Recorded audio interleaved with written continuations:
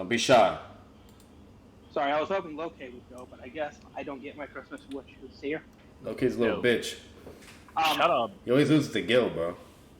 Oh my god. Shut the fuck up. Shut the fuck up. Personally, it's been good for me. Like, wasn't the craziest Christmas, but I did get some peace and quiet, so that's always a plus. Nice. What you mean? You're not just here?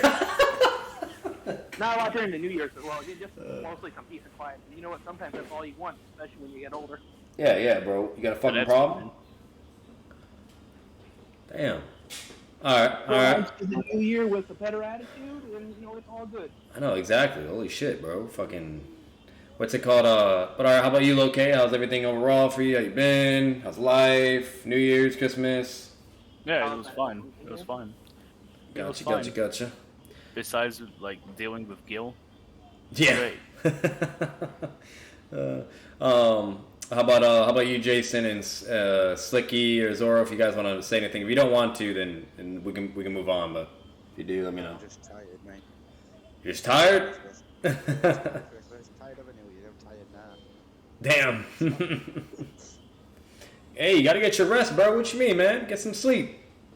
I'm in the same boat as you, mate, with that bit, so.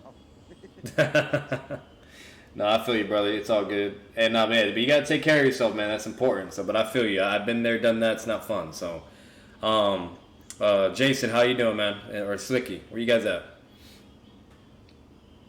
If you don't want to talk, you're good. Just say you don't want to. What's up? I'm doing pretty bad. Someone stole from me. I just found out. Oh, damn. That's not good at all. You know what you want to do in there? Contingency plan. Remove him out of the circle. 1 sec. All right. How about you, Slick? Are you here or no? Yeah, I'm here. All right, man. How you been, man? How's life? How's it going? I could be better. All right. Okay, so everybody. What could you do worse? Everybody's breathing from what I'm hearing so far. So that's pretty good at least. You know, we're all kicking, still doing our thing. Legendary Gil's here. What's up, Gil? How you been, man? Yo. All right. So what we're gonna do now, since everybody kind of like talked briefly, whatever, we're gonna start the podcast episode, and the first character that we're going to be discussing is going to be NEJI. We'll talk for part 1 NEJI and part 2. What I mean by that is this is as OG Naruto. It's like when he's a kid. So we're gonna discuss everything all the way to the 5 Konoha Crush arc, and all the way to the Sasuke Retrieval arc. So basically, just give your general thoughts, like where you think he should kind of scale, his limits, things like that, why people should kind of give him more respect, and because I'm going to be 100% real with you guys. I don't know if you agree or not, but you can let me know. But I do feel like NEJI is a character that's kind of like downplayed a lot, or just not really respected at all, and just immediately gets shit on in comparison with, other characters, because either they're just considered more popular, or people just like them more, whatever. And so, like I said, then, it gives the whole concept of appeal to emotion, and they want those characters to always be the best, or whatever, yada yada, you name it. And I'm going to be 100% real with you guys. I do think NEJI was pretty fucking solid and goated in part 1 and part 2 at the beginning of Naruto. And he does deserve a lot more respect than people give. And if you kind of like analyze the scaling and everything and kind of really look at him as a character, he's no joke. You know what I mean? Like you could be able to scale him pretty high, whether if you want to rat, or if you're just actually being just, 100% humble and honest and applying some transparency and integrity, like he's no joke. Like you can actually people scale him pretty high as well. So, but whoever wants to go first, if you want to start talking about NEJI and just give your thoughts overall, whatever, and by all means, let me know. I'll go last. So.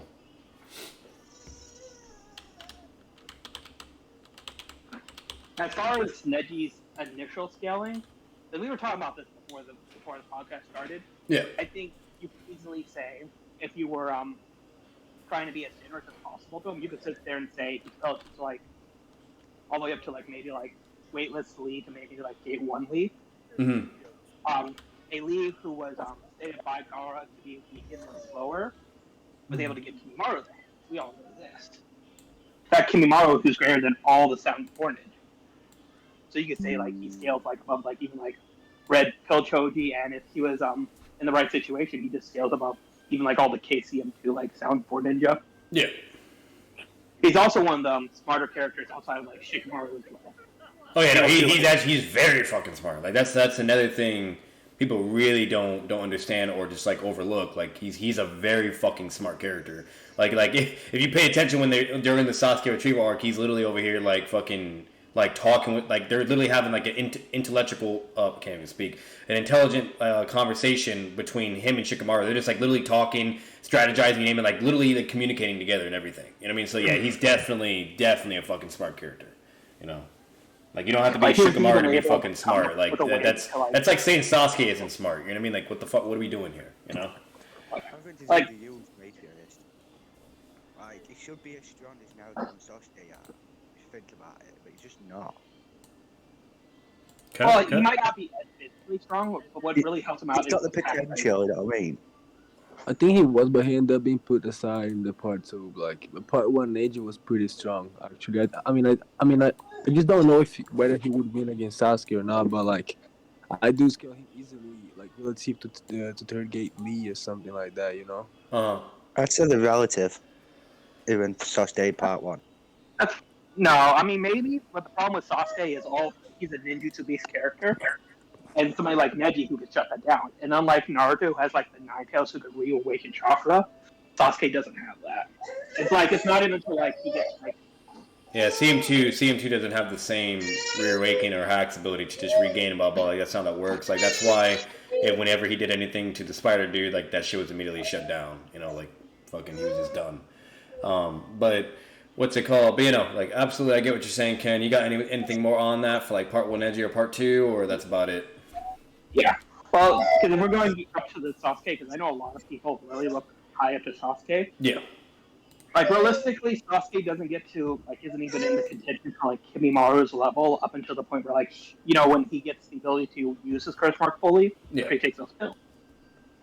Which means Neji, before Sasuke gets that, Neji should just like stomp on that Sasuke, like the one that was in the shooting exams.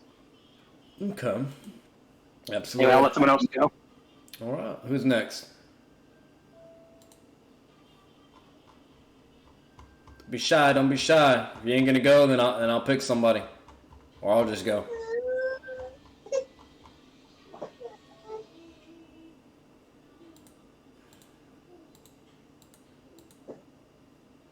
All right. So I don't think anybody wants to go just yet. So that's fine.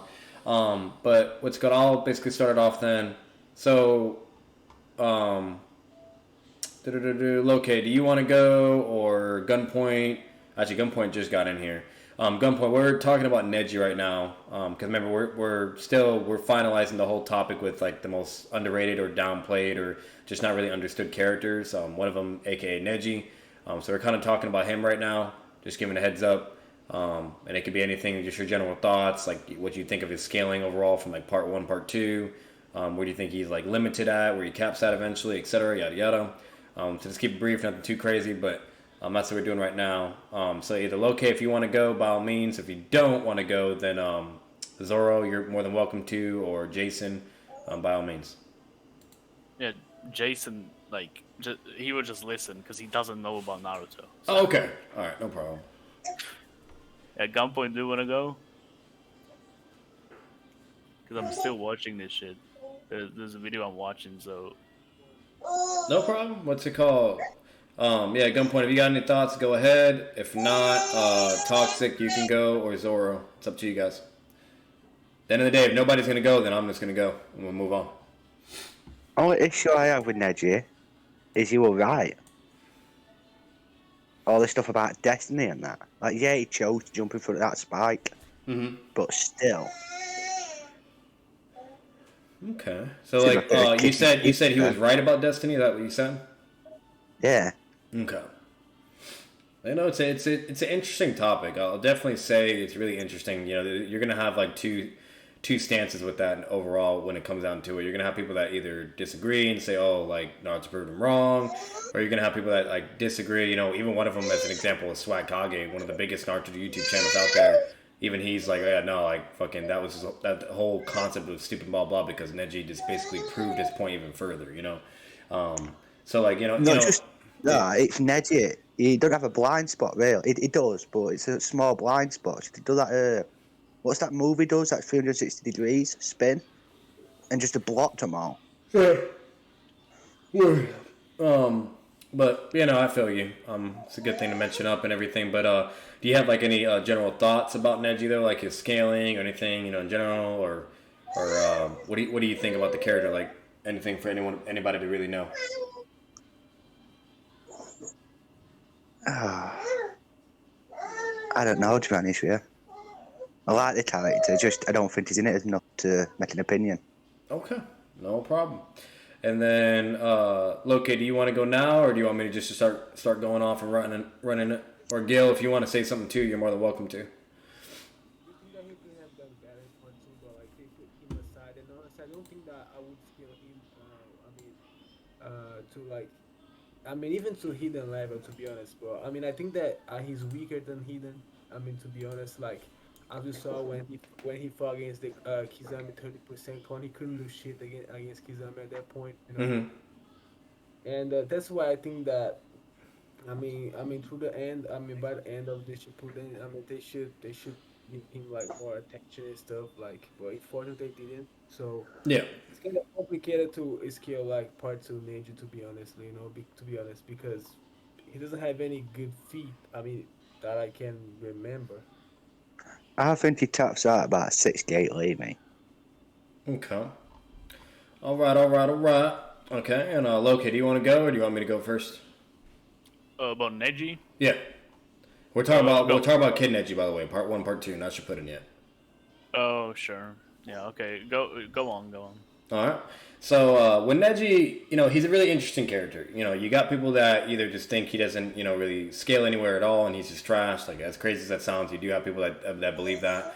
You have people out there that either rat and scale him way too high, like to absolute absurd degrees.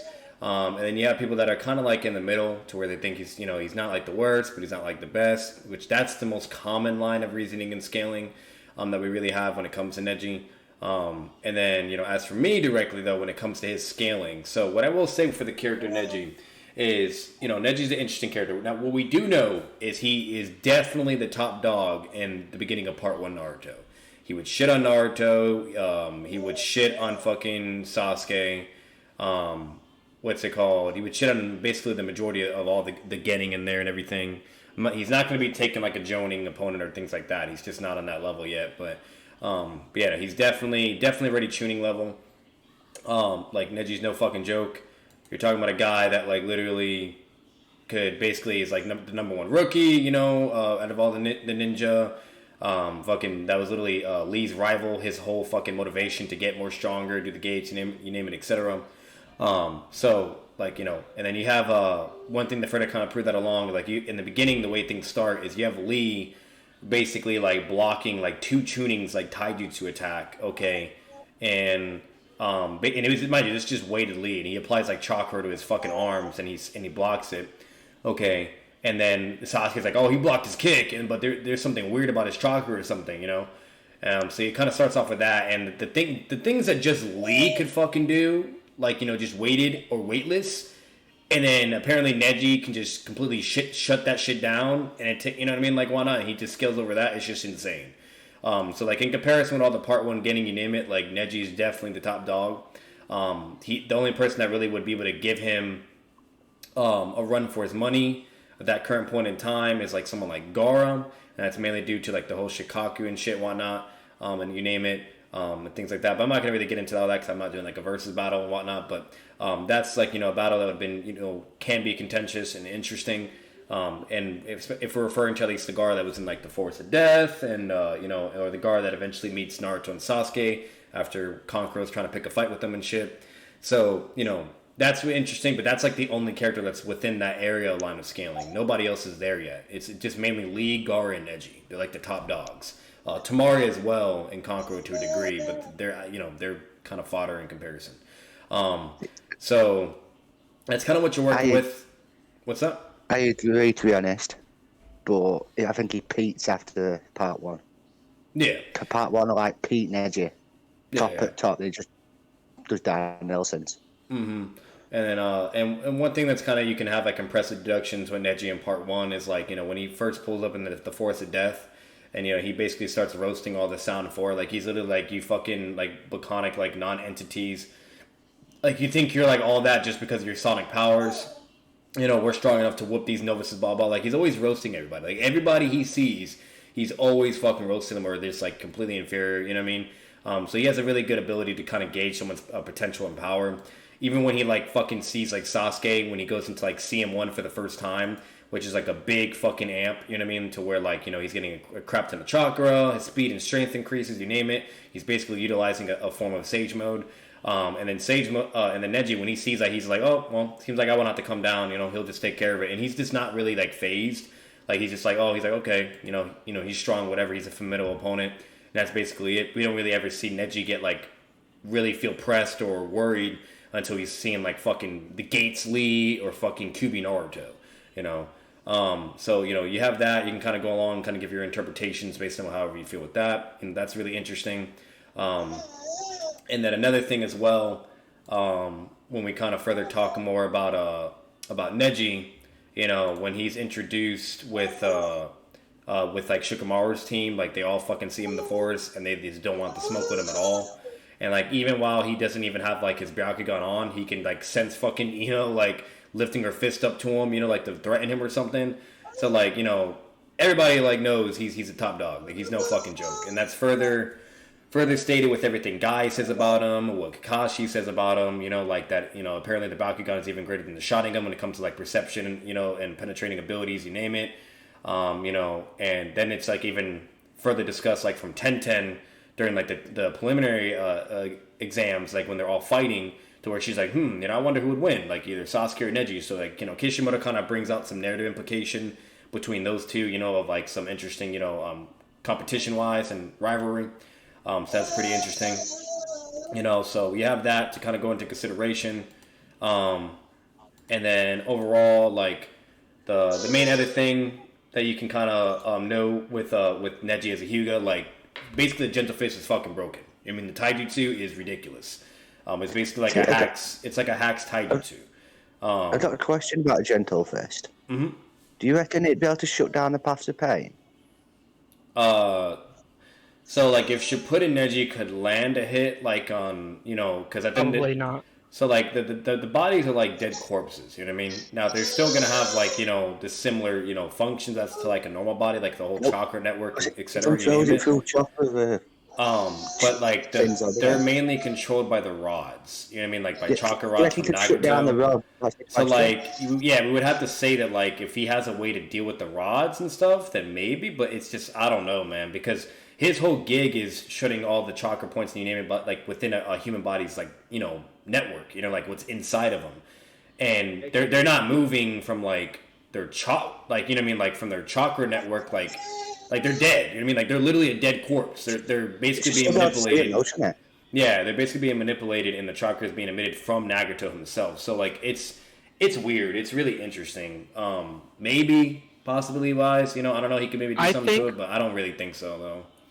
Realistically, I think you would have to just say that Neji could break the rods. Yeah. But if Neji could break the rods, it's not going to be because of his Gentle Fist. It would be because he just has the power to break them. Yeah, like chakra, using some chakra like on his punch or whatever, because he can emit chakra from anywhere from his fucking body, And then even if you want to say like the Gentle Fist could like stop them from receiving chakra, you could argue like it's one of those things where like they work similar to like an RC car, and then Nagato could just jumpstart it again.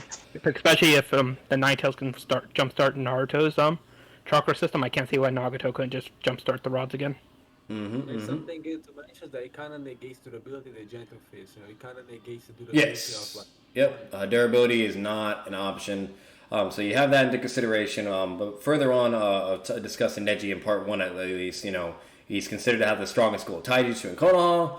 You know what I mean? Even Neji says he's the strongest member on his team. Until without, he's referring to him just using only gate 1 or just weightless speed. If you really want to wank Neji even further, you can say gate 2 because technically it's stated verbatim that Rock Lee has to go to gate 3 to use the reverse lotus in order to beat Neji. But anyways, so you have all that. And then another thing, when they discuss like taijutsu, like the most common majority of taijutsu that's used is what Guy uses. That's what everybody uses, their type of taijutsu, which is specialized for, making bruises or broken bones, you name it. While the gentle fist inflicts damage to, the enemy's chakra network, to their internal organs, destroying them from within, and it basically negates, durability, and that's the fucking problem. And a scratch alone, one scratch, mind you, would be enough to fuck you up. A fucking scratch.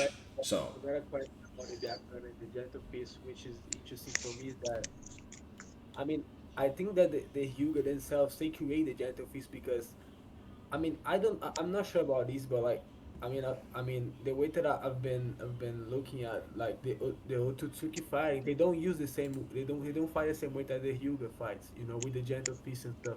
Like for example, when Kinshiki was fighting against Sasuke, he wasn't. He doesn't fight the way that Neji and like the Hyuga fights. Like even though they have the background, which is something that I just remember. Yeah, no, absolutely. And then what's really impressive about that is Kakashi even states verbatim that like there's no way to train or strengthen your internal organs and all that.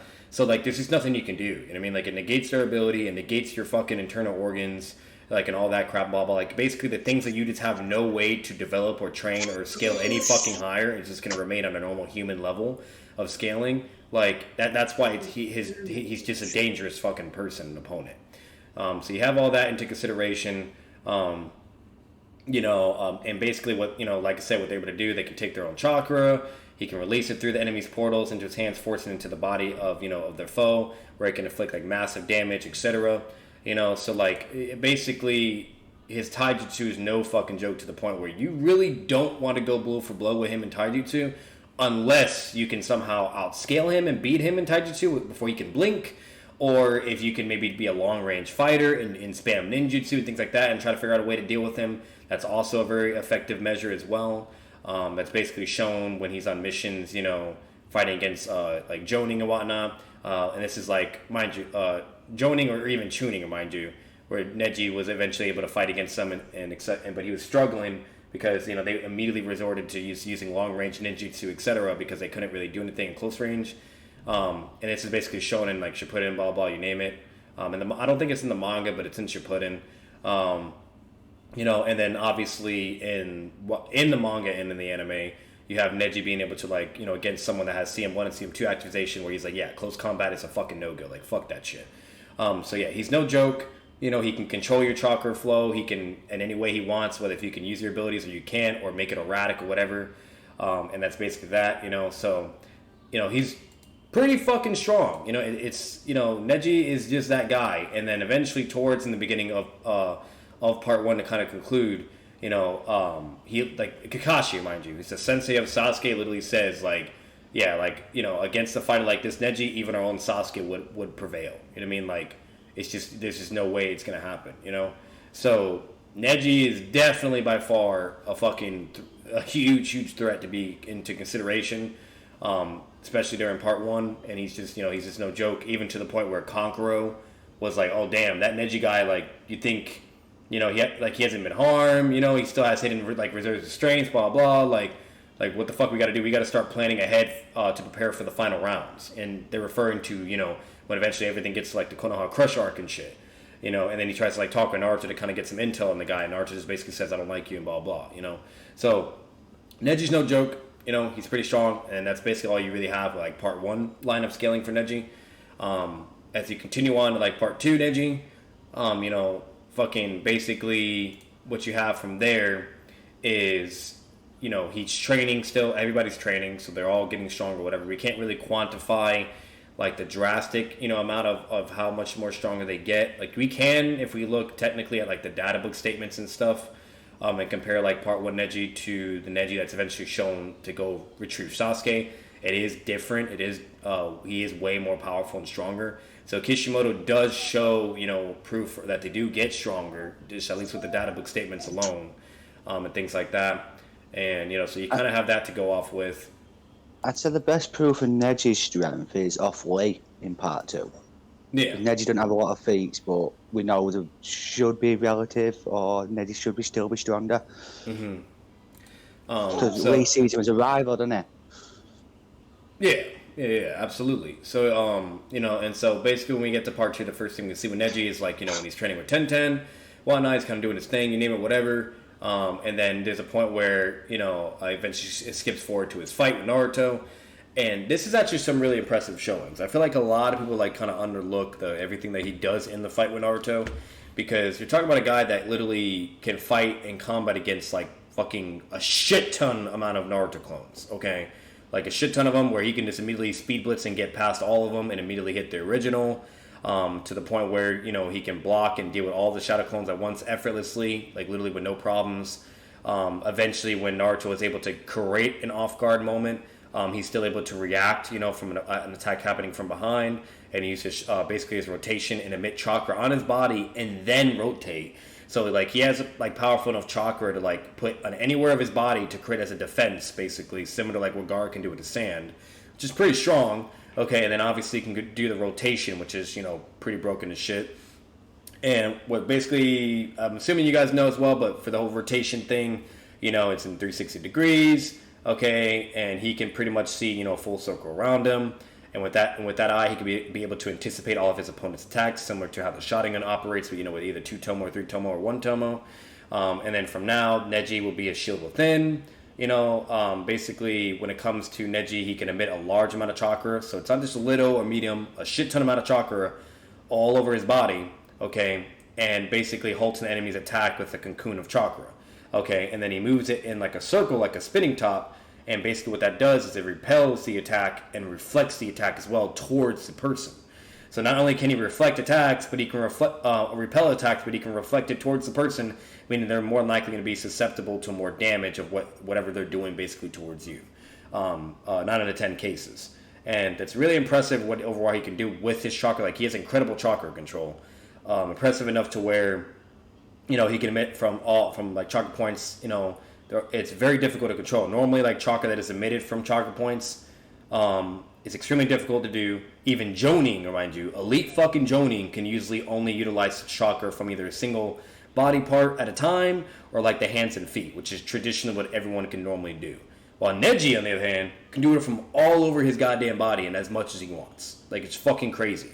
And we do know that chakra obviously is what allows these ninja, to perform superhuman feats, to do, increase your speed, your strength, you name it, etc., durability, the whole 9 yards.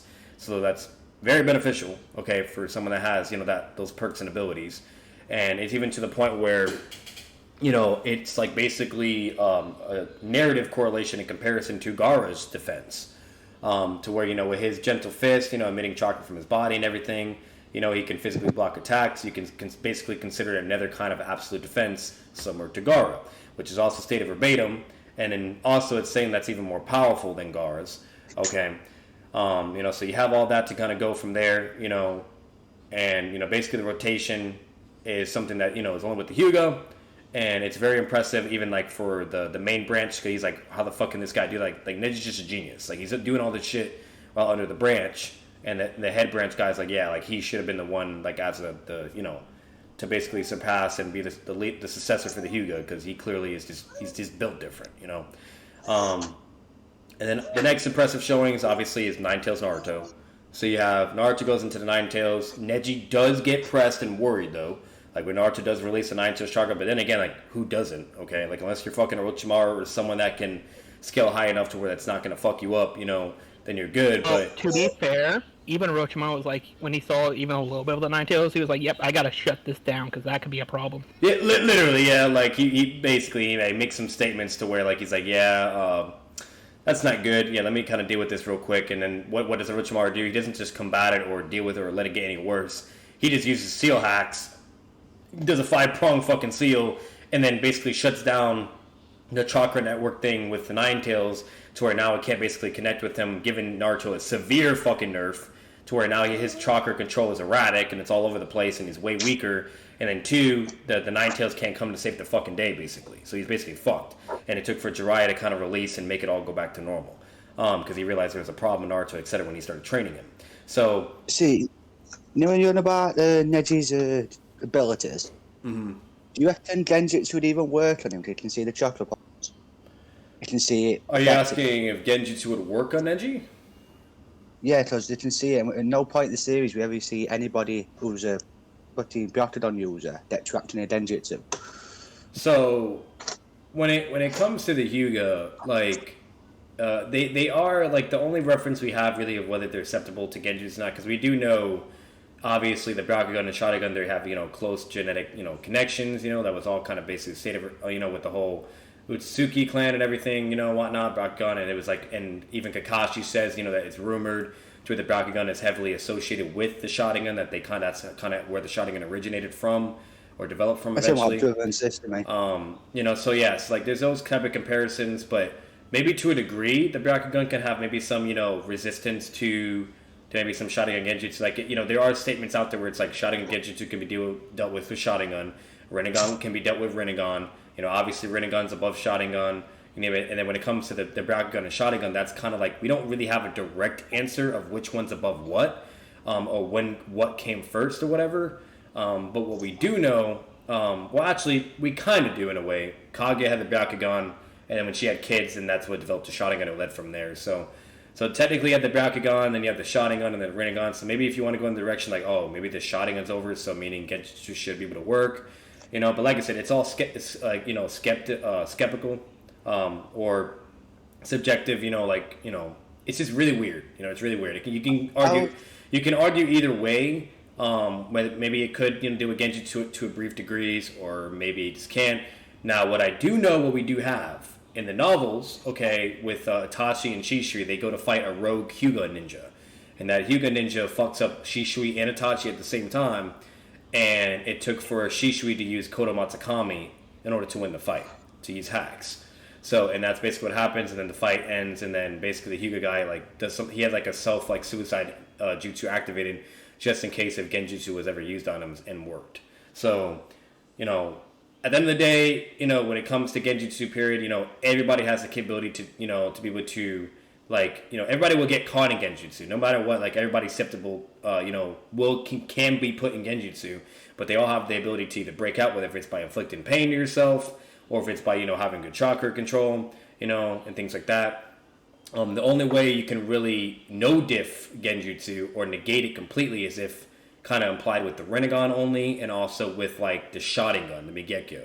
Itachi's a prime example. Sasuke's a prime example. They've done it several times where someone tries to do Genjutsu and they immediately just shut that shit down, because they have the Sharingan. So the Byakugan has never really shown any capabilities to do something like that. So, and then I was thinking they can see chakra, so it might be able to see the chakra attaching itself to your chakra. Yeah, Neji could, let's say, I don't know, he's going against a Uchiha person, and they try to do some visual Genjutsu shit or whatever. He should be able to probably see the chakra generating from the eye or whatever, or maybe see something. I don't fucking know, but either way, regardless if he could see or not, that's if he could see or not. But let's say he can, he's still more than likely going to be put into the Genjutsu. But then, like I said, since Neji has really good chakra control, if it's just a normal Genjutsu, whatever, he should be able to get out of it. Even if it's a Sharingan Genjutsu, if it's not strong enough, he should be able to get out of it. Once again, the reason why it's contentious, it just comes into the whole concept of whether if he can, scale equal to it or over it and deal with it, whatever. It just depends. For instance, if we have fucking Itachi doing a Genjutsu with a 3 Tomo, I don't think he's fucking with that. You know what I mean? If we have Sasuke as a fucking, part 1 Sasuke, and if let's say he could do a Genjutsu with his 2 Tomo Sharingan or something, maybe that would either do nothing to Neji because of the Byakugan, or it would work on him, but then Neji could just immediately get out of it because his chakra control is just so fucking great, and you name it. Or like I said, the visual Sharingan Genjutsu is just not strong enough to just, fuck Neji up. For instance, you have Minato as an example where he's looking Obito dead in his fucking soul and eyes, and he's not being put in a visual Genjutsu instantaneously or whatever. Or maybe he did, but he could just, or maybe even if Obito did that, Obito truly thought that, even if he did Genjutsu, he could just break out of it instantly and still be able to, fight, which is what he basically probably just thought it would be counterintuitive, which maybe that's why he never did it. We don't know, but that we can kind of maybe assume because Genjutsu is a broken fucking combo ability. It's really fucking strong.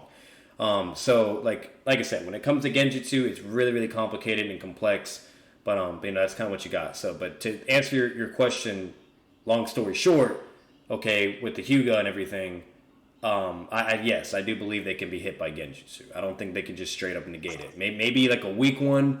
Maybe if you want to go the whole ocular Bakugan visual powers type deal, but I do believe they're acceptable, and the novel at least shows that they are. So, what's the reason why the Sharingan can resist Genjutsu? the shot you mean why the Sharingan can resist Genjutsu? Yeah. Yeah, Because you can see it. the main reason, well, not because they can see it. The main reason why is because Itachi and Sasuke do it. They've done it like over and over. Where someone uses Genjutsu, they can immediately see it and then just negate it or counter it or whatever. Alright. You know, the only time like Genjutsu was shown to work on Uchiha, which was like from Kurenai, but then again, Itachi just let her do it, so he gets put into Genjutsu, and then he just instantly reflects it with a visual Genjutsu counter that only a Sharingan user can do. You know, so Why the fuck did she even do that? you know what I mean? So like you know, so but regardless, like in the Shippuden, Sasuke was being hit with Genjutsu and he immediately like just shut it off, and then to the point where like he's like, Jugo, like don't freak out, like it's just Genjutsu, you know what I mean, or whatever. So when it comes to like the Sharingan shit and whatnot, like there's certain indications where they can negate Genjutsu, you know, and whatnot to a degree or whatever. It just, like I said, it just depends on the line of scaling. Depends what's happening, you know, whether if you have Mangekyo and all that too. You know, then like I said, with the other statements with Rinnegan, you know, like Rinnegan Genjutsu can be dealt with Rinnegan. You know, when Sasuke's saying all that, probably like, so there's all that you can kind of go off with. But either way, it's you know, that's basically what you got. Like, there's nothing concretely. It's all Open-ended. subjective and open ended. So now what I do know is, you know, where at least bare minimum with the Sharingan though. Okay, the Sharingan does have a lot more win cons against Genjutsu compared to someone that doesn't have a Sharingan. That is blatantly, concretely shown. So, but back to the whole Neji thing. So with the whole Nine-Tails, so we see him fight against Nine-Tails Naruto, which is really impressive because from the data books that we have, at least with Naruto, you know, it does say that Naruto has finally mastered the power, even though it's incomplete, but it is a mastery of of that current power. So basically, you're looking at a Naruto that can use the Nine-Tails chakra on the go, has finally mastered it as an incomplete version. So basically like KCM 0, if you want to say, okay? And he's going like blow for blow with Neji, you know, and Neji's relative and equal to him and everything, you name it. And Naruto gets like way fucking faster, etc. Like, which is really, really impressive. Now, to be fair, it's not like the QB eye Naruto, you know what I mean? Like his eyes are still blue and he just has a shit ton of, you know, chakra cloak all over him. So it kind of gets in the line of where, like, what do you believe that chakra cloak form is stronger than the QB-I Naruto, or do you think the QB is stronger? That's a whole other can of worms, but regardless, Neji is able to at least fight against the QB Naruto, which is very, very impressive. Because a lot of characters can't do that, especially if we're talking about the Genings, you know? When fucking Sasuke sees QB Naruto, he's basically shitting his pants and he's just completely inferior. When we see, he also struggling with base Naruto as well. When we see fucking, you know, Orochimaru, he was kind of, you know, skeptical. He's like, oh shit, you know, whatever, like what Ken was saying with those statements. And you have, you know, with the whole Haku thing, like whenever Naruto's going to Kyuubi mode, it's very rare for someone to be able to shut that shit down. 9 out of 10 times he wins. So the fact that Neji, out of all characters, could be able to do that is pretty impressive. You know, similar to how Kimamaru can, you know, fight against thousands of fucking QB Narutos. That was extremely impressive and crazy, while, you know, Sasuke in the Valley of the End is getting shit on by one, you know? So, you know, when it comes to that, it's interesting. Take it as it is, but it's an impressive feat. It's pretty good. It's solid. And the reason why that's all important and connects is because when you analyze Naruto further, okay, you see the whole fight with Sasuke against Gaara, when he's transforming and shit, you name it, blah, blah, blah.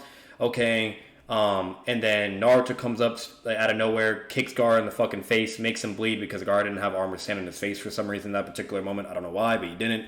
And basically he's bleeding, gets kicked in the face, and then Gaara's like, okay, bet. Starts fighting base Naruto. Naruto's having literally a whole fucking mental breakdown, like fucking Days of Our Lives episode, okay? Of like, oh, I can't beat this guy, or what do I do? You know what I mean? Like, he's just like me. We both went through the same trauma, blah, blah. So, like, while he's having some mental nerfs and is fucking having a full-on breakdown, he's still able to combat against that Gaara to a degree, fight him, then finally get serious enough to where he's like, all right, bet, I'm gonna just fight this guy. Hey, I gotta protect Sasuke and Naruto. And it's before he gets a mental amp, by the way, and does, like, fucking, 4 or 5 shadow clones? Like, he at first does, like, 2 in the beginning, and and he's basically like pressing this Gaara that's like has a one tail and one arm, okay, using some clones. They get dealt with. He summons more, moves up, maneuvering around, doing some combo blows, and makes enough shadow clone diversions to be able to get behind this Gaara, okay, and then land a fucking kunai and then blow him up from the back. And then after that is done, okay, you know, Gaara's like, oh fuck, he had my weak point, blah blah. And overall, that's just really impressive because then you have Neji over here, okay, who's able to fucking combat against like hundreds of fucking clones, like a shit ton amount more, you know. Which is just crazy to even think about. So like it's interesting when you have that whole line of feats in comparison, however you want to take that. But that's kind of interesting for Neji, if you want to put into consideration. And then basically as it goes from there, Gar, you know, basically like Gar starts fucking up Naruto, whatever. Some things happen, and then he gets the mental amp where he unleashes a shit ton amount of fucking chakra, summons 2,000 fucking clones. You know, and he's going from there, whatever. And then Gaara gets pissed off. He's like, I'm not going to lose to someone like you. Goes into his full transformation. Then Naruto uses Nine Tails chakra juice again. Summons Galbunta. That goes from there, whatever. And you have like the whole fucking fight, you name it. So basically what we can get from that so far, mind you, that's base Naruto alone. With the feats that he does in the beginning. And then when he gets the mental amp, he does those feats in just in base. Okay, like, it's pretty impressive. You know, and obviously, if it was like Naruto with a Nine Tails cloak, okay, in the beginning, that would be a stronger Naruto. Okay, if it was a Nine Tails Naruto with a mental amp as well, that would be stronger. So it's interesting. You know what I mean? It's really, really fucking interesting, especially when you look back in comparison to what Neji could do against that Nine Tails Naruto. And that's basically what you got with that line of scaling for like part 2 during the Konoha Crush arc. Then as it further goes on, you know, you get to see Sasuke and Naruto have a little showdown. Basically what we kind of would have got if they fought in the tuning exams, where they're fighting on the roof, okay? And that's also really interesting and impressive because, you know, mind you, this Sasuke is going like kind of blow for blow with base Naruto, but then base Naruto gets, you know, the upper hand here and there, then does like a shit ton of shadow clones that he does against Neji, you know, does some Sasuke fights a bit, whatever. Then Naruto gets the upper hand, kicks him in the air, and then he like blocks, does fire style. Then he has Rasengan, and then they do the fucking Chidori clasping, whatever. And then we know that Kakashi eventually comes and whatever. So from at least seeing from part 1, Sasuke, not part 1, seeing from like, you know, from that Sasuke and Naruto, okay, that's also really impressive because once again, Neji was able to deal with hundreds of fucking Naruto clones. You know what I mean? With ease and just deal with all that shit, whatever, and then fight a QB Nine Tails Naruto while fucking Sasuke is over here struggling against a base Naruto on the rooftop. Okay, and there was constant narrative implications of him just being stronger, blah blah, because of him, you know, him fighting against Gaara and all that crap, you name it, and those feats in comparison. And then it even shows like QB-eyed Naruto whenever Sasuke's even thinking of Naruto, like that he's just way stronger. Like, how do I catch up? And blah blah, and getting pissed that he's getting stronger than him. So basically showing a narrative implication that QB-eyed Naruto as well, you know, is stronger than Sasuke, which that's obvious as day. So overall, like, you have all that into consideration, okay, and that's pretty good for Neji in comparison as well. Then you see the Sound 4 pull up on Sasuke. Sasuke fights them all, no shotgun, nothing, and basically forces him to use substitution jutsu, but they just did it to kind of feel him out, whatever, and see what he could do. And then they get serious, they start bullying his shit. And then basically from there, he has 1v1s with Saikon, gets beat up. The CM1 gets beat up, no diff. Okay. Then you have Neji, who's fighting fucking literally the spider dude. Okay, that member guy, and literally forces him to not engage in close combat. Okay, and literally to the point where he has to fucking strategize, use his intelligence, and fight from distance and do range attacks, you name it. Okay, so when we're discussing like CM1 Sasuke, or even tuning exam Sasuke, and all these other people in comparison. Neji is like, you know, he's no joke. Like, he can be able to keep up and whatever, blah, blah. Like for some weird reason, there's, you know, there's people that scale during the tuning exams, you name it, to where they say, oh, Neji's just getting straight up fucked. By tuning exam, Sasuke, you know, do the X, Y, and Z of like the strongest statement, blah, blah, you name it, yada, yada. You guys already know how all that goes. You have all that. But when you analyze all the feats, and when you look everything over and connect all the dots, Neji is still technically performing better. As crazy as that sounds, in performance-wise and feats in comparison, Neji's doing better, you know? So I'm just putting that out there. I'm not saying, oh, Neji just slams, blah, blah, whatever. I'm just putting all this stuff into consideration because a lot of people overlook this line of evidence and things like that. So that's kind of what you got in comparison with all those characters. Obviously, as it continues on, then you have Sasuke, who eventually has like access to CM2, things like that. You name it. We see all that, how that goes. Okay, and the only thing we have left for Neji is this whole fight with the Spider Dude. And it's interesting, you know, when Neji, he fights against the Spider Dude, basically can easily deal with, you know, everything he throws at him in base.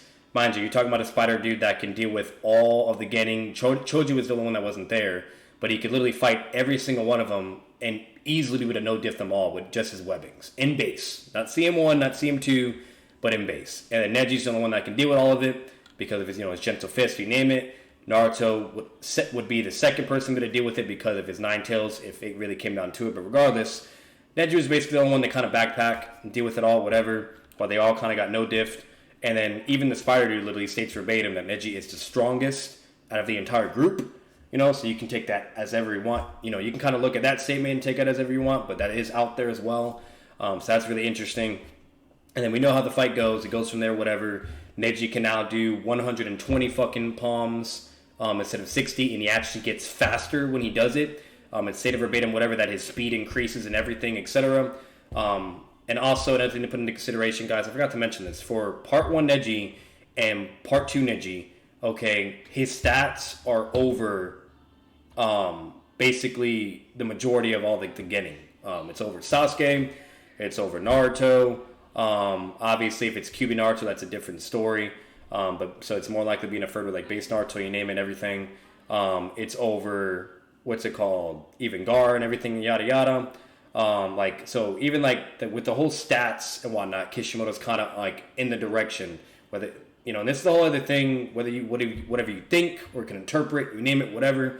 But what you can kind of grasp from it is like, okay, so Kishimoto thinks like his speed, taijutsu, you know, you name it, blah blah. Cause it's all in numbers. So like he states the numbers for it, and even has like the little character chart growth thing for the guy. So that's basically what you have with the character Neji, and it's all over everybody. Okay, except for Lee's the only one.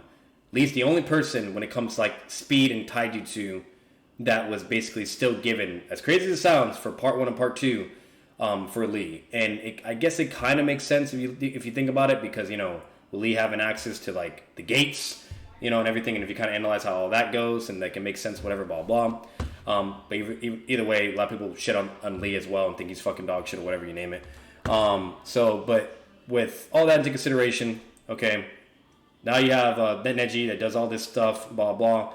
Force the guy to fight from a distance. He says close combat's a no-go. Goes to CM1, not enough. Goes to CM2. That's when he's kind of giving Neji a run for his money because he's strategizing. He's attacking his blind spot, you know, blah blah. Basically doing things that someone would never be able to do unless they are a ranged fighter and have that intelligence, you name it. So it was just really impressive. Really, really impressive of showings in a fight. And Neji was still able to win that fight eventually. Even though that was basically his kryptonite and his counter, he was still able to get a W, okay, make his attack backfire, and then run up while fucking severely injured, losing so much blood, fucking 2 holes in his body, okay, you name it, and runs up and then can immediately speed blitz and fucking shit on the Spider Dude. And literally hit him so hard and so fast where he fucking turns into a ball, okay? Dead ass, like a manga and an anime. And then he gets basically instantly dealt with. And then the statement that happens from there is the guy says, wow, this is the farthest I've ever been pushed, besides from Kimamaru, a.k.a. the Bone Guy. So however you want to go with that whole statement, you name it, whatever. You know, obviously we know Kimamaru is the strongest of all the Sound 4. He would just basically shit on all of them. It's literally shown in the anime, you name it. And all he really in base, he could go toe-to-toe with them. And with CM1, that's what's at least shown concretely, that he used CM1 to beat all of the Sound 4 all together at the same time. And they most likely they all went to CM2 as well. So you can, whatever, yada yada. But either way, you have all that. So that's kind of impressive, however you want to take that statement in line of reasoning. But either way, okay, that's what you got, you know. And then if you further look over it, some information that a lot of people like overlook as well, especially if you're not reading the manga and also comparing the anime and everything. Okay, and this is really important. I'm going to explain this as well because every YouTuber fucking does it. A lot of Naruto skillers does this as well, so I'm not the only one either. But when it comes to the Sound 4, whenever people rank the Sound 4, and this is correlating to Neji, by the way, this is why I'm bringing this up. okay, everybody's normal go-to is Saikon or the Flute Girl is the strongest. Because in the manga, there's a statement where it says that where Orochimaru and Kabuto is saying like they're the strongest, right? And so that's everybody's traditional perspective, what the majority normally likely goes to. And so from there, you can kind of have A, B, C line of skilling, right? And you can go whatever. So something that I just recently found, and I'm not the only one, there's a couple other YouTubers as well that have also recently found this and taken into consideration as well, is apparently that's a bunch of bullshit. So with the anime, okay, the anime, when Orochimaru and Kabuto talk about Saikon and the Flute Girl, they literally start roasting the Sound 4, which is exactly written in the manga the same. So everything is always the same until it gets to the Flute Girl and Saikon. To where basically they're saying, oh, wonder what's taking them so long, like this is fucking ridiculous. Probably, Jubaro, because he's always wanted to eat shit, you know what I mean? Like Chakra, he's a fat ass. Or maybe it's, the Spider Dude, because he's always wanted to play games, okay? Or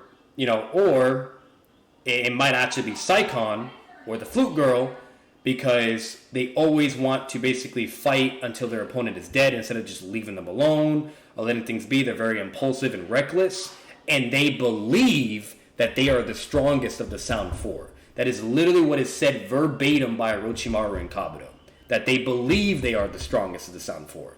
While in the manga, it says they are the strongest of the Sound 4. So when you have all that, it's like, okay, interesting. That's completely different. Obviously, someone being stated to be the strongest, or something being said in the anime to where they think they are the strongest. That is distinctly two blatantly different ways of comprehension. Okay, so now if that's the case, let's see what's right. Let's look at the context. Let's look at the variables, and let's see if there's any contradictories or whatever, blah blah, with the anime or with the manga, vice versa. So when you analyze everything, okay. The whole Sound 4, whenever they go in base, CM1 or CM2, they're all equal to each other. In speed, the relativity, blah, blah. Like, when they go to fight the 2 Jonin, and mind you, these 2 Jonin were also nerfed. A lot of people don't know this as well, but the 2 Jonin just came off from a mission, and they also admit verbatim that they have, like, no chakra, and they were nerfed, and that's why the fight kind of went the way it did. But either way, okay, what's it called? They were able to defeat 2 elite Jonin that were nerfed and fatigued, okay, and they all, in just base, they're like, look, ready, nobody's like has any more speed. They go immediately to CM1, they all charge at the same speed, you name it, they're all equal to each other. Then they all had to go to CM2, which is stated verbatim, in order to beat, okay, those 2 elite Jonin, right? So you have that, right? That kind of provides equal scaling, equal footing of the Sound 4. That's further supported with the statement that's said verbatim, manga and anime, by Saikon, who tells Sasuke that, hey, when we give you these pellets, when you get your CM2 curse mark activation, okay, your power will be equal to ours or less. It's said the same exact way in the manga and in the anime. So when you look at that statement and bring that as well with the feats that I already just discussed before, that kind of gives even more narrative direction that all the Sound 4, including Sasuke, have similar power levels when it comes to utilizing their CM2, blah blah, etc., etc. So you have that. That's furthermore supported when eventually the Genin pull up on the Sound 4, okay, to where they're all able to react to whatever, blah, blah, nobody speed blitz and everything like that. And then Jubaro stays behind, okay, immediately is able to get all the Genin into the rock jutsu. Then it goes from there, we know what happens, okay. And then Choji decides to fight him, whatever, and that's it, and it goes from there. Then, while things progress and move forward, then it goes more. Then we get the Spider Dude. He shits on all the fucking Genin, okay? And mind you, he does that. Jubaro, the strong fat dude that's all about power and strength, was also shitting on the Genin, all of them, at once. Okay, except for Neji. Neji was the only one that didn't really do anything. He was kind of just watching from the sidelines and analyzing and probably, just looking or whatever, just to gauge. But everybody else is kind of just getting dealt with instantly. Kiba, Choji, Naruto, and Shikamaru. And so that's the thing too. So you have more feats and showings of like being equal, relativity, whatever. Then you have Saikon and the Flute Girl, who are also being able to fight against Naruto, Kiba, and Shikamaru in the same way, similar terms, to where Saikon can catch a Rising Gun from base Naruto while he's doing it. Okay, and Tanya can literally deck base Naruto in the fucking face, okay, whatever, and get a hit on him. Then you have the whole Kiba fight, you name it. You have the Shikamaru fight with the flute girl. Then you have Naruto, that brief interactions with them. And then eventually you see Naruto go to fight Kimamaru, and he has to go immediately into the Nine Tails. So overall, with all these fights, with all these feats, you name it, it's constantly establishing basically equal feats, equal stats, or at least bare minimum relativity, okay? And that's basically what you got, So when you look at all the context and you look at all the feats, you name it, it further supports the line that the anime is actually more of the likely reasoning of statements that, they believe that they are the strongest when they're actually not the strongest. Okay, so therefore, with all that being said, the final conclusion, okay, is when it comes to the Sound 4, it's not that one or the other can just outright scale over the other, okay? It boils down to their abilities and jutsu that they have and intelligence, okay? So meaning they're all on equal footing, it's just whoever has more intelligence or better jutsu or whatever you name it, or hacks abilities is going to be more than likely pull the W. And so as an example, Jubro, he's the more physically stronger Sound 4 out of all of them. And not Kanemaru, but out of the other three, he's the strongest by like physical strength, bare minimum. You know what I mean? That's blatantly emphasized and shown. It's not even fucking debatable. Okay? So you have that. That's obvious as day. And then obviously everything else is Earth-style abilities. Then you have Tanya, who's a range fighter, uses genjutsu, ghost shit, whatever, tries to hide and whatnot. That's it. Then you have the spider dude, who can fight in close range and long range. Okay, super intelligent, all right, and basically has webbing that can incapacitate anybody unless you have like Nine Tails or the Hyuga Gentle Fish shit. Okay, so you kind of have that, all right. And then basically you have Saikon, which is just regeneration, and he has like the summoning the fucking big fucking gate things, whatever those things are called, I forgot. And then like he can also split his body, he can merge into your body and shit, etc. He's more of a close combat fighter. So when you put all that into consideration and you analyze overall, that's when you can finally now determine who's more than likely the strongest. Okay, and what happens from analyzing it in that line of reasoning and direction, many YouTubers and many people, or even me with that thought process, if that's the case, okay, meaning therefore the spider dude would actually more than likely be the strongest based on all his abilities and what he can do, etc. Okay, compared to Saikon, Flute Girl, and the fat dude. All right, and then you can kind of go along with therefore meaning confirming that Neji would be the strongest out of the entire group. And there's another statement with Neji where the spider dude even states verbatim, so you are the strongest of the group. Interesting. All right, bet, let's go. I'm game. So you have all that. However you want to go, that's some, particular line of scaling you can do for Neji, part 1 and part 2. And that's basically all you really got. You know what I mean? The only other thing you can further analyze is when you see the whole fight with Rock Lee versus Kimamaru, when, mind you, he literally just got out of the fucking bed out of surgery. And we do know real life, aspects in Naruto do apply as well, science, etc., you name it. So he's out of bed, out of surgery, not even at full power, whatever you name it. Sanade has several statements verbatim that he should be taking it very, very easy once he's done, or he shouldn't be doing anything at all. Okay, and then he goes and literally is able to move so fast, he can get all the way to Naruto before he gets killed and save him, okay? Lands multiple blows on Kimamaru before he even goes into Drunken Fist, okay? Goes into Drunken Fist, shitting on Kimamaru to where he's forced to go to CM1, then goes to Gate 1, and then literally forces Kimamaru to use CM1 again. And Gar also states verbatim, you were faster and sharper when we fought. So meaning this is the weaker Lee, and he's able to do all this crazy shit, okay? And mind you, this is against Kimamaru. So you kind of have like this line of scaling and whatnot, and we know directly in comparison with Neji, okay, if it takes for third gate to beat that particular Neji and etc., okay, and you have a Rock Lee that's doing all this shit, you can kind of see where I'm going, connect the dots overall, and kind of move from there. Okay, and that kind of gives a bit more understanding of what Neji can do, scaling-wise, etc., you name it. So, overall, like, you have that, and then the final thing is when Naruto and Sasuke fights. Naruto and Sasuke are both relative and equal to each other, basically. They both can land blows. Even when Sasuke does his Chidori, he can't fucking speed blitz Naruto.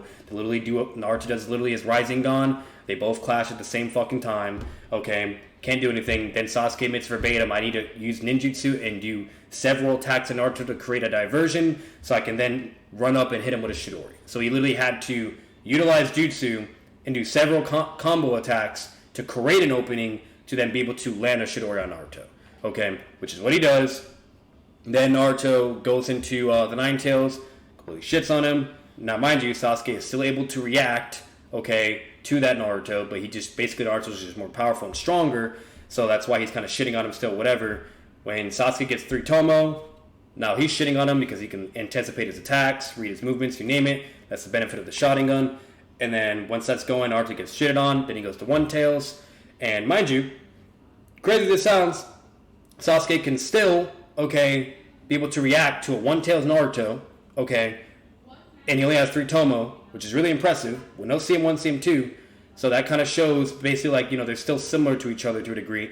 The only reason why Naruto starts whooping his ass is because of the perks and benefits that the cloak has, which is the chakra branching, and also the, basically, the chakra kind of having like its own mind of its own, to where it can basically be unpredictable and give Sasuke a run for his money, and which is why Sasuke says verbatim, like, I can still read Naruto's movements and keep up while he's in One Tail as well, but the problem is, like, that chakra branching shit and all that, I can't fuck with that, so close combat's not an option, okay?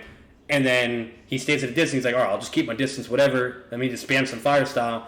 That doesn't work because the chakra cloak also protects him, okay? So he's like, fuck, long range is not an issue, what do I do? Just keep calm, and then Naruto starts spamming, like, chakra attacks, whatever, and then he's forced to go immediately to CM2. Not CM1, but to CM2. And so we all know the fact that there's a statement with 10 times more power, right? With CM2. Great. So now Sasuke should be 10 times more powerful, right?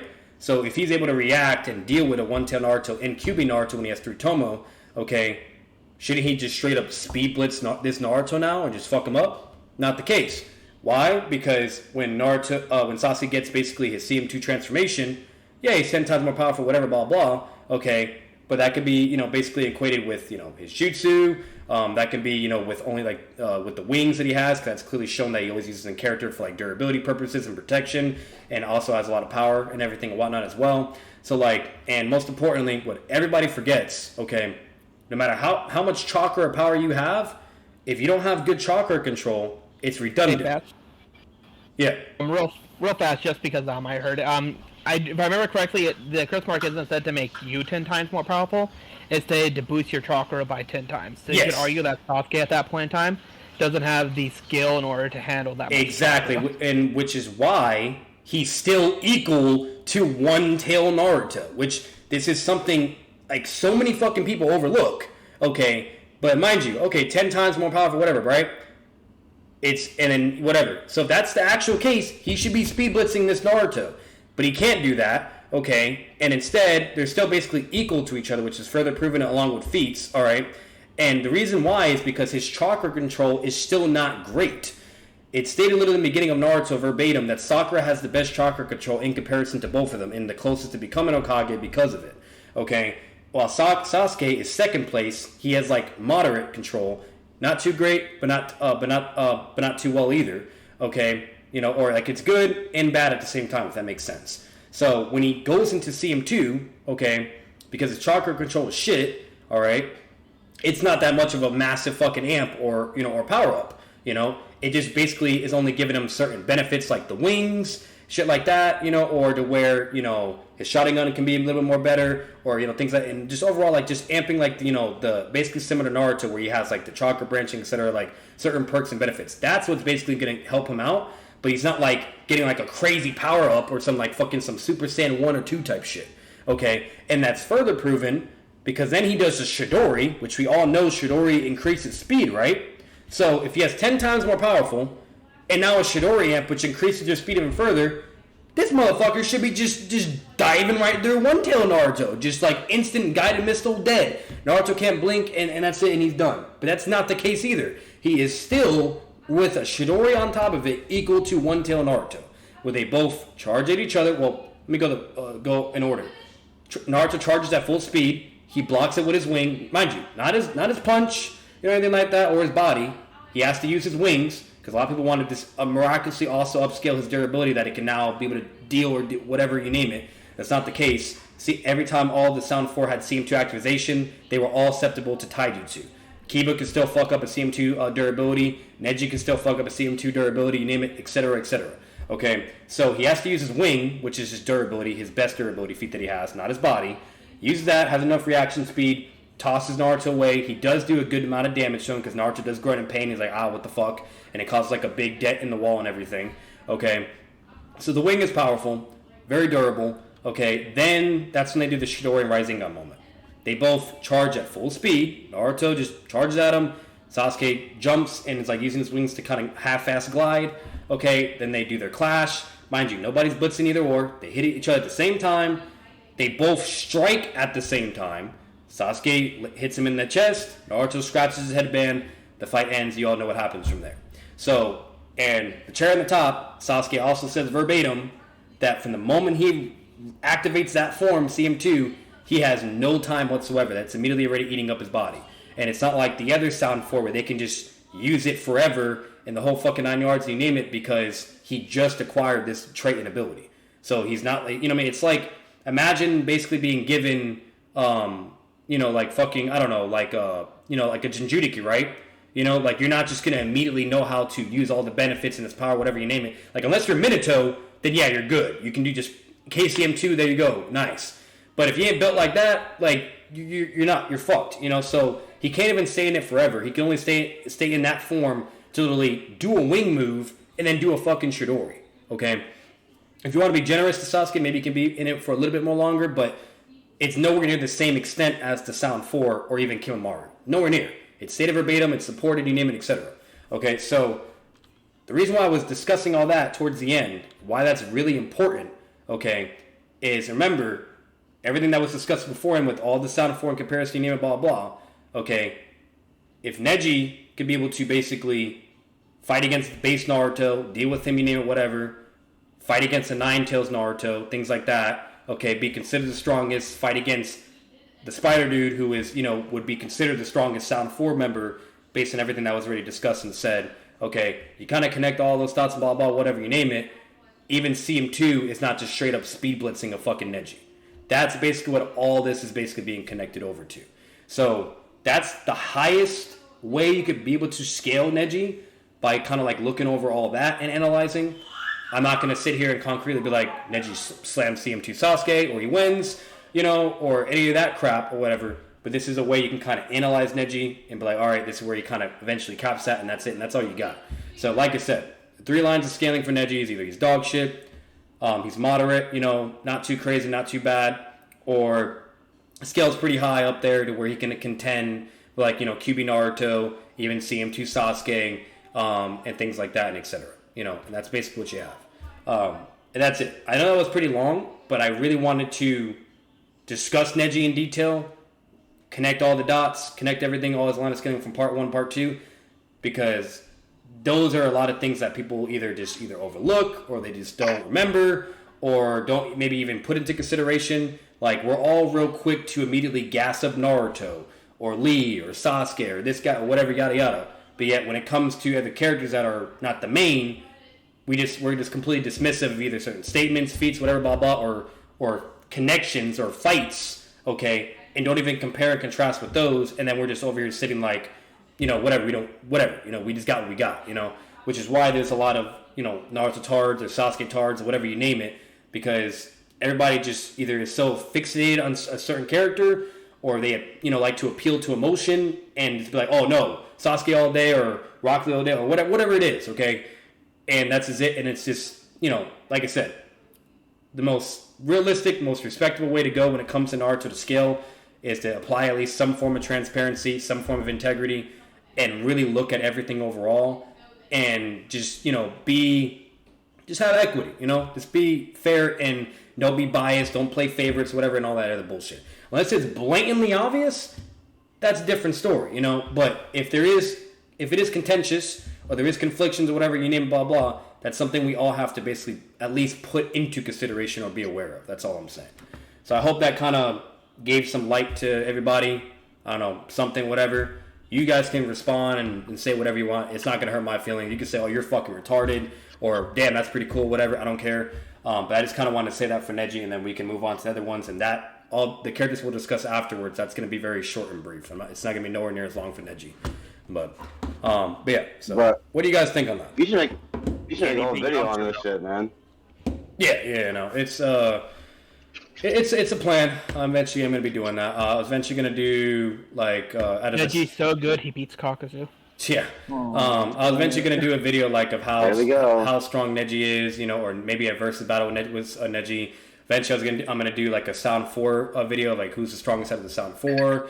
Eventually, I'm gonna do a couple other videos, why not? But like I said, that if I'm gonna do a production video, I'm gonna analyze and look over everything. I'm not just gonna stay fixated on one fucking character or whatever the case can be, and dick ride whoever, yada yada, or just be ignorant or biased. Like that's not. There's a ton of other individuals that have created videos on it as well, so you want to differentiate yourself. Yeah, you know what I mean. So like, it's gonna be a lot of equity. Look at an overall basis. Kind of give some scaling and thoughts from there, and just go off from what you know. At the end of the day, what we can all come to agreement when it comes to at least concretely, like concrete evidence. That's obviously the majority of evidence that is to at least be, acceptable and approved of, compared to, subjective evidence or arguments that could either be interpreted and we just don't fucking know, So, absolutely, bro.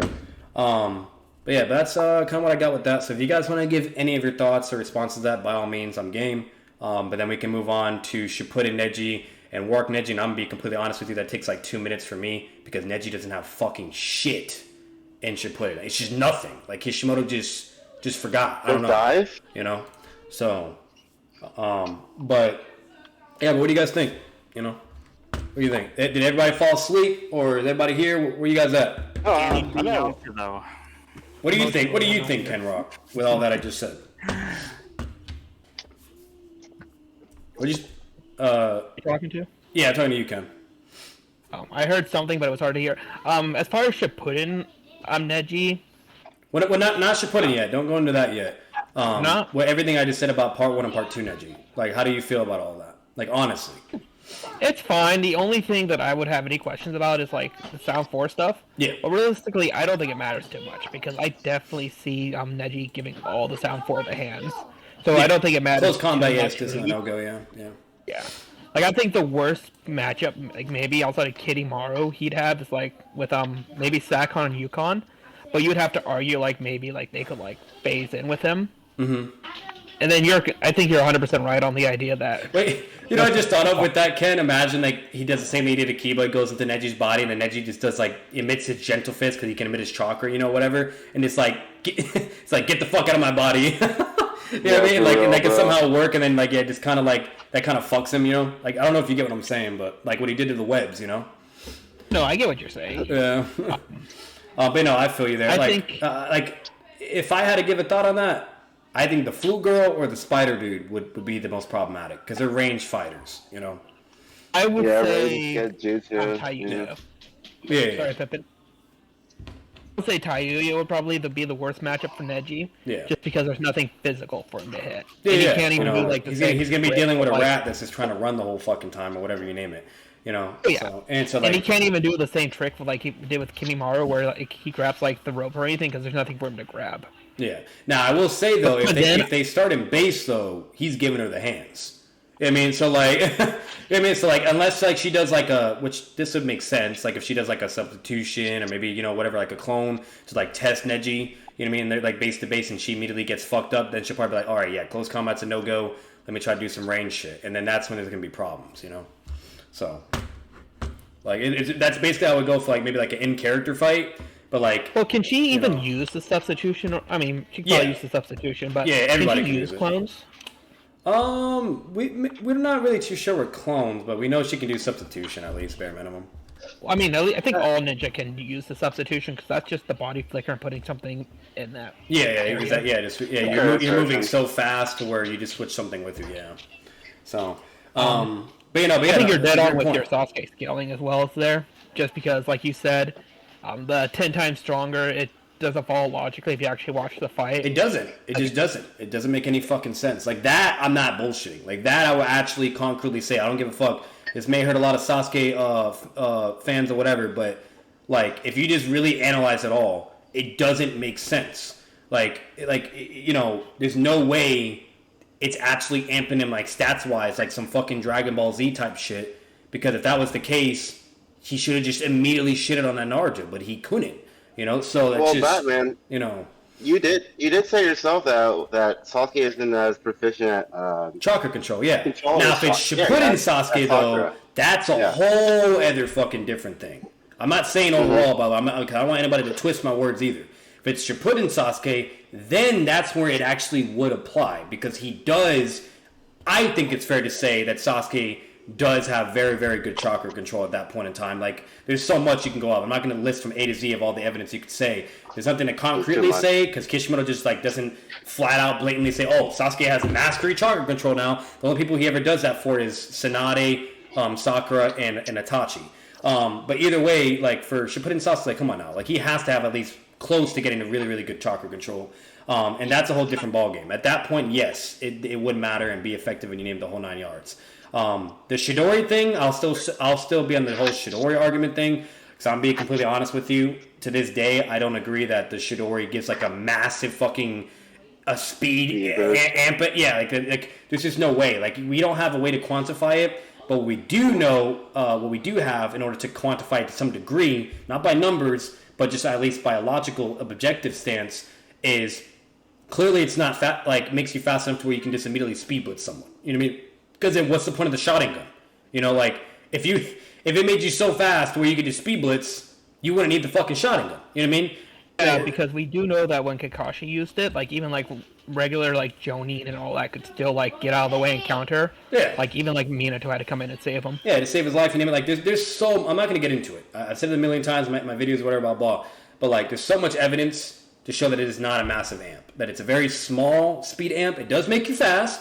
It does, because there's a lot of rats and disingenuous little bitches out there that will say that it doesn't give you a speed amp, which is fucking beyond me. You know, or even try to debate that.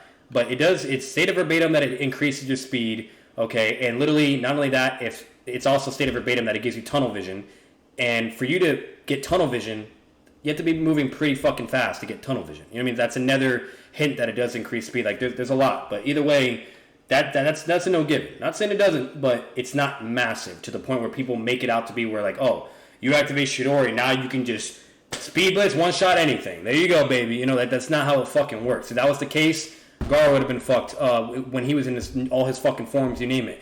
If that was the case, Naruto would have been fucked in base. If that was the case, Naruto One Tail would have been fucked. Like, there's so many fucking examples. Itachi would have been fucked. Itachi would have been fucked by Sasuke. You know, like, I can go on and on and on. It's blatantly not the fucking case. So, I'll get that shit out of there right now. But anyways, does anybody else have anything with the whole NEJI type scaling that I did for like part 1, part 2? And mind you, I'm not saying that's concretely my scaling. I'm just saying that's things that I've known overall and analyzed, and a lot of other people are aware of as well. So it's just basically subjective arguments as of now until I make a production video on it, etc. But does anyone else have like opinions or anything, or no? That's, you guys are good. You want to just move on? Fox thought, man, honestly, you rational deduction, so yeah. I agree completely. It makes sense to me. Thank you. I appreciate you coming along, Pimpin'. I didn't even expect you to be here, because I know we had like a whole like 5-hour fucking stream yesterday, you know, so. Feels good. I'm at work right now, actually, but I'm really enjoying listening to this, so thanks for having us. Yeah, man. Always. All of you. Always. I appreciate all of you. Appreciate you guys. But what about you, Loke? What do you feel about all that NEJI stuff? Do you think that's like understandable, reasonable, or do you think it's like bullshit, or? Yeah, it is. Like, it's pretty reasonable. Yeah. I think you basically said a lot, like almost everything, right? But yeah. Like, I'm not ranting either. Like, I'm not saying some outrageous nonsense here. Like, I'm not over here being like, oh, NEJI just speed blitz CM 2000 and fuck something. Like, not even saying that. I'm just saying, like, you know, like there's ways you, like I said, with all the evidence that is there, it is possible. You can formulate rational arguments and deduct and, you know, analyze and where NEJI can be able to at least go against it and where his limit and you name it. So, and I really do believe he could be able to deal with fight against a person like CM2 Sasuke or One Tails Naruto, things like that, etc. Like, he has the feats for it. Kishimoto literally says his stats somehow, some way, you know, and all that crap, and the whole thing, as crazy as it sounds, he even supports the notion, you name it, all the feats, statements, whatever kind of supports it when you connect all the dots. So it's kind of just what you got, you know what I mean? And you can go in that direction if you do feel in agreement with it or think that would be the case. But anyways, we'll move on now. So to Shippuden NEJI, I'm gonna make this quick. I'm gonna just go first, really, really quick. I'll be honest with you guys. He don't really have a lot, bro. Like, I haven't seen all the data book statements with him yet, you know. So once I go through all that and stuff and look at his stats on there, maybe I can be able to kind of, I don't know, get a little bit more out for him to kind of, you know, be generous and maybe even highball. But like he doesn't really have a lot, unfortunately. The only fight we know is with Kasame. You know, he immediately got put in a water prison by a 30% Kasame. And then he does defeat 3 water clones of Kasame's with his Gentle Fist shit. But then again, we do know water clones have 1/10 of the original user's strength. So it's not really that impressive. So whatever. But, you know, we kind of have that. There you go. And then we don't see this fucking guy until Warwick. Like, deadass. Like, you have some movies of him, but, you know, I'm not going to get into that because I don't remember all the movies and shit. You know, I know he's in the movies. So you have that. But regardless of the movies, if we're just sticking to manga or the anime, he doesn't really come back until the war arc, you know? And when you look at the war arc, like, the only really thing he's ever shown is fighting fucking Zetsus. And after that, then he, like, protects Naruto when they're all going against Madara and Obito. And, like, the best feats that he really has in the war arc that's, like, I guess kind of cool, you know, will be when he's, like, doing, like, the palm rotation, and he does it against, like, the Ten Tails fucking hand. But then again, he did need the help of, like, you know, his uncle in order to, like, push away the Ten Tails hand. So you could take that as however you want, but either way, you know, whatever. And that's without Nine Tails chakra. He was also able to air palm the Two Tails hand, not Two Tails, the Ten Tails hand as well away. That he did by himself though, not with another person. So that's kind of impressive, and that's without the Nine Tails chakra. Hinata also was able to do air pressure palms on the Ten Tails, like weird ass fucking like wood spikes. I think that's what it was. Correct me if I'm wrong on that. Like when it was like spamming all those fucking wood shit. Yeah. So what style, yeah. So whatever you think on that. He had air palmed his hand. Yeah. So like, and those scans are in the NEJI text channel, by the way. If you don't remember anything, it's in there. It's of the anime. It's in the manga too, but at the time I just had the anime. So either way, like that, but that's like really all we have for fucking NEJI. And then you have the Nine Tails cloak, but that's the Nine Tails cloak. So I'm not gonna do that. I'm not counting that for NEJI. So overall, like that's all I at least remember as of now. You know, like I said, I do have to like go through. I'm not finished yet with all that. And eventually, once I am done with everything, I'll finally be able to, you know, really be able to go as much as I can with NEJI as I did with at least part 1 and part 2 NEJI to try to help out with his scaling or to get him up.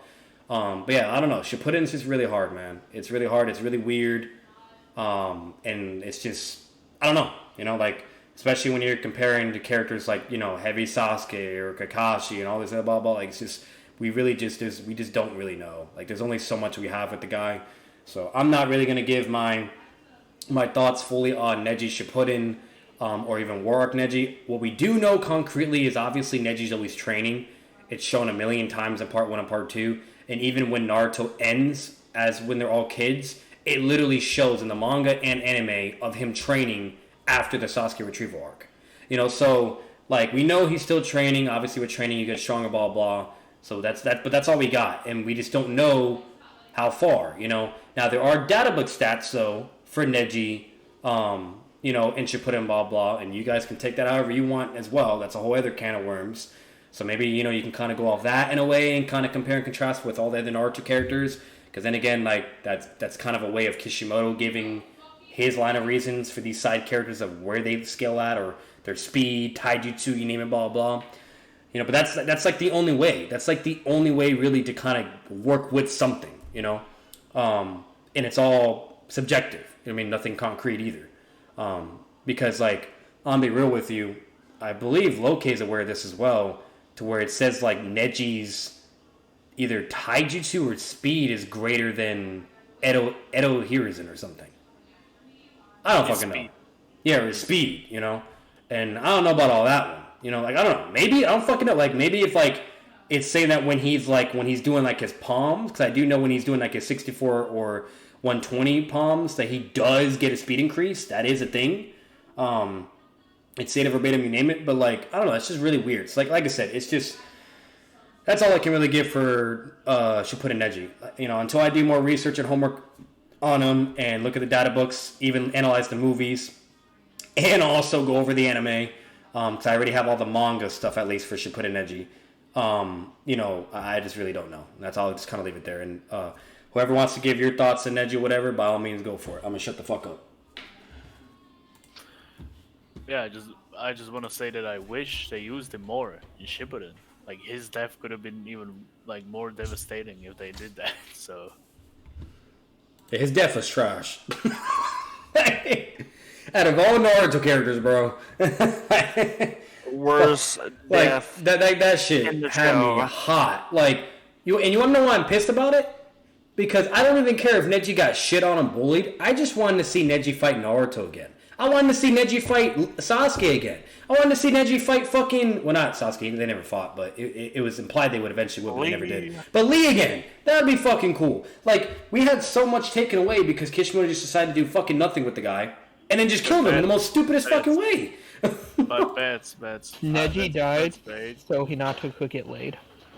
Yeah. Well, Yeah. now that's a wingman right there. Neji died to a fucking stick. Hey, that's why he's called a true genius, you know? He's a true friend, true genius. He had it all planned all along. No, but all jokes aside, like, imagine Neji fighting Naruto and Sasuke again. Like, how would you imagine that with 6 paths? Like, I could imagine that, but it wouldn't be good. Yeah, no, he'd get fucking, like, they would sneeze. Everywhere.